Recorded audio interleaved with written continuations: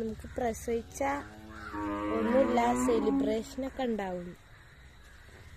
പയ്യന് എല്ലാവിധ ശസ്ത്രകളും ഉണ്ട്.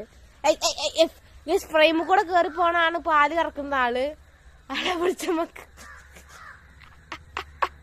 ആ പോണു.